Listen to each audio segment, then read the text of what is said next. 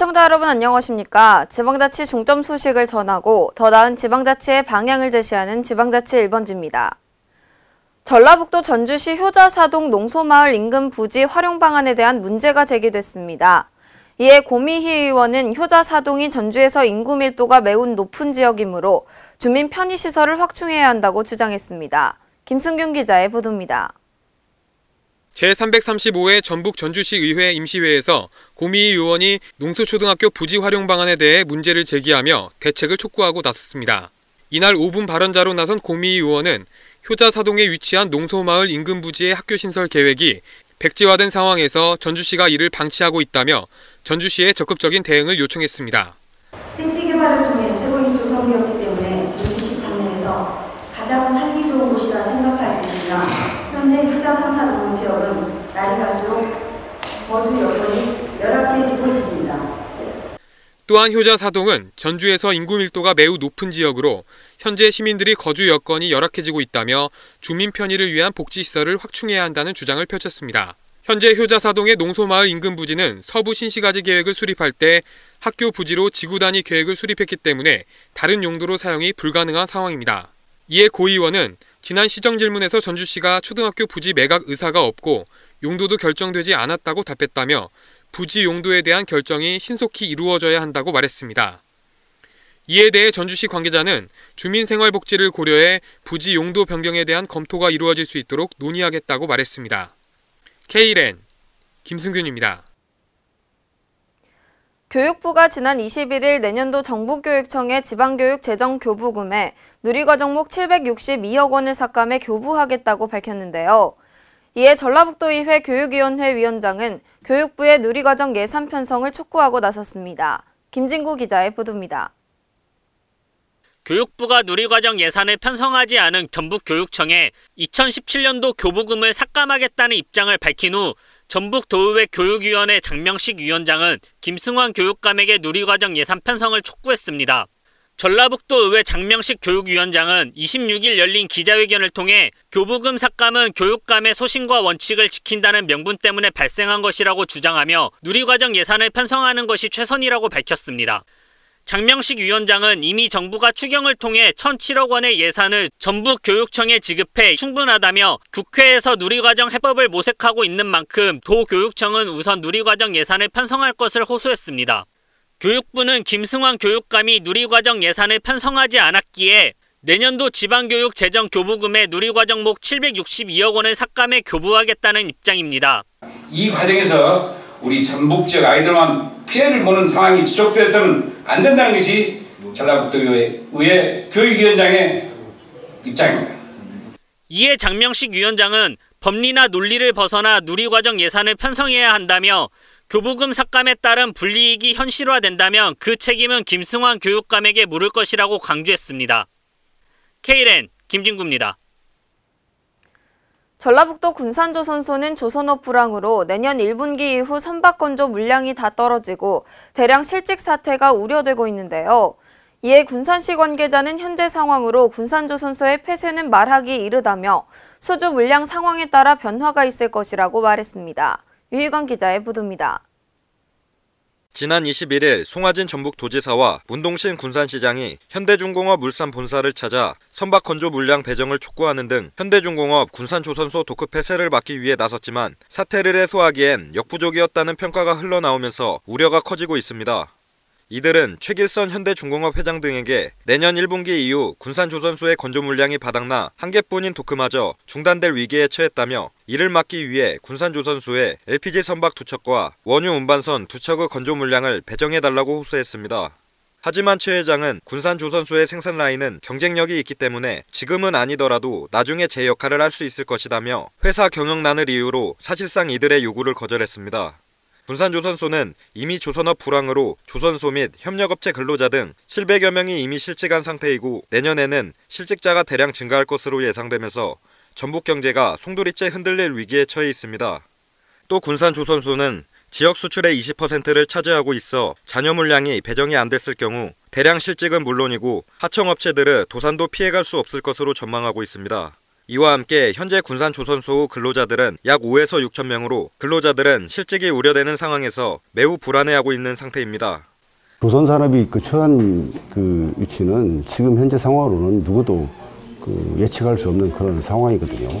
지금 현 상황으로서는 군산조선소가 폐쇄를 해야 된다, 안 해야 된다, 이렇다 할 얘기는 할 그런 시기는 아닌 것 같고, 수주 물량이나 이런 것이 좀 상황에 따라서 이렇게 좀 변화가 좀 있을 것이다. 그래서 아직은 폐쇄는 좀 이르다라는 말씀을 좀 드립니다. 한편 군산시는 대량 실직 사태를 대비하기 위해 기업의 경영안전자금 지원, 실직자 및 근로자에 대한 일자리 정보센터를 개설해 일자리 찾아주기에 나서고 있으며 하청업체에게는 대체산업으로 전환했을 경우 재정적인 지원도 하고 있는 것으로 알려졌습니다. KLN 유희광입니다. 전라북도 익산시는 지난 6월부터 인구 증대 추진 계획에 따른 60개의 실행 과제를 발굴 추진하고 있는데요. 이에 익산시는 정헌율 시장을 비롯해 33개 부서장들이 참석한 가운데 인구 증대 부서별 추진 상황 보고회를 개최했습니다. 김성지 기자의 보도입니다. 전북 익산시는 26일 시청 상황실에서 정헌율 시장을 비롯한 33개 부서장들이 참석한 가운데 인구 증대 부서별 추진 상황 보고회를 가졌습니다. 익산시는 지난 6월부터 인구 증대 추진 계획에 따른 60개의 실행 과제를 발굴 추진하고 있습니다. 도시 성장과 지역 경제의 활력을 되찾을 수 있도록 인구 증대에 행정력을 집중하고 있습니다. 시민들 역시 적극적으로 동참해 주시기를 부탁드리겠습니다. 이날 보고회에서는 인구 증대를 위해 단기 대책으로 실거주자 중심 전입운동 추진, 출산 장려, 보육 시책 강화, 귀농귀촌 등 인구 유입 시책 강화가 논의됐습니다.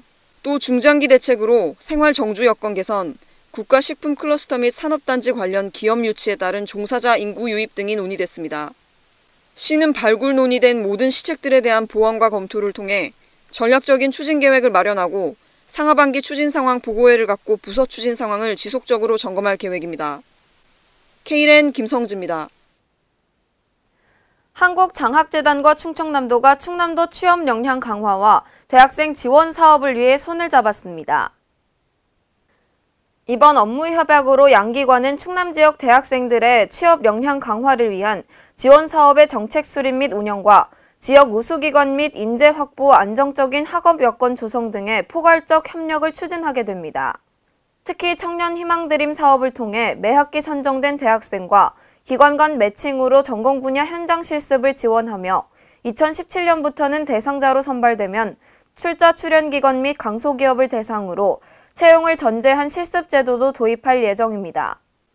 또한 양 기관은 화력발전사와 함께 지역대학이 밀집해 있는 천안 지역의 연립주택 등 기존 주거시설을 활용해 대학생 연합기숙사를 조성하고 문화센터 등의 건립을 추진하기로 했습니다. 이에 한국장학재단 이사장은 청년 희망드림 사업을 통해 지역 근로기관은 우수한 지역 인재를 발굴할 수 있고 대학생은 자신의 전공 분야에서 직무 경험을 쌓으며 취업까지 연결할 수 있을 것으로 기대한다고 말했습니다. 강원도가 도내 19개 대학 총장이 참석한 가운데 지방대학 및 지역균형인재 육성지원협의회를 개최했습니다. 지방대학 육성협의회는 지방대학 및 지역균형인재 육성에 관한 법률과 조례에 근거한 법정협의회입니다. 강원도지사와 도내대학 총장 등 20여 명으로 구성됐으며 산하의 실무위원회를 두어 수시로 대학과 협력사항을 협의합니다.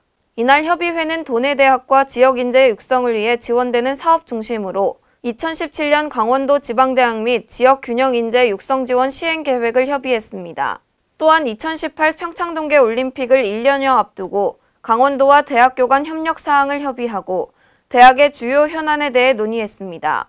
이에 앞서 10일 협의회 상정안건을 사전 논의하기 위해 강원도 기획조정실장을 위원장으로 도내대학 기획처장과 첫 실무위원회를 개최한 바 있습니다. 이에 도 관계자는 최문순 도지사가 지방대학 육성협의회에서 강원도와 대학 그리고 지역사회가 활발한 소통과 교류로 상생협력을 할 수 있도록 대학교 총장님들에게 제안했다고 전했습니다. 행정자치부가 2015년 회계연도 시도별 지방세입 결산 공시 등을 분석한 결과 전국의 자치단체는 지방세 누적 체납액 9,621억 원을 징수했다고 밝혔습니다. 15년 세입 출납 폐쇄일 변경에 따른 징수기간 단축에도 불구하고 전년 대비 270억 원을 추가 징수한 것으로 나타났습니다. 시도별 14년 대비 15년 지방세 체납액 징수율은 전남과 세종, 서울 등 9개 시도는 증가했으나 대전, 울산, 충북 등 8개 시도는 감소한 것으로 밝혀졌습니다. 행정자치부와 부산시는 오늘부터 부산 백스코에서 제4회 지방자치의 날 기념식을 개최합니다. 이날 기념식에는 지방자치의 날을 축하하기 위해 전국 시도지사 등 1000여 명이 참석할 예정입니다. 올해 기념식과 박람회에는 주민이 행복한 생활자치를 지속적으로 확산시키기 위해 생활 속 지방자치 성과들과 주민이 직접 참여한 정책 사례들이 전시됩니다. 이상으로 지방자치 1번지를 마칩니다. 시청해주신 여러분 고맙습니다.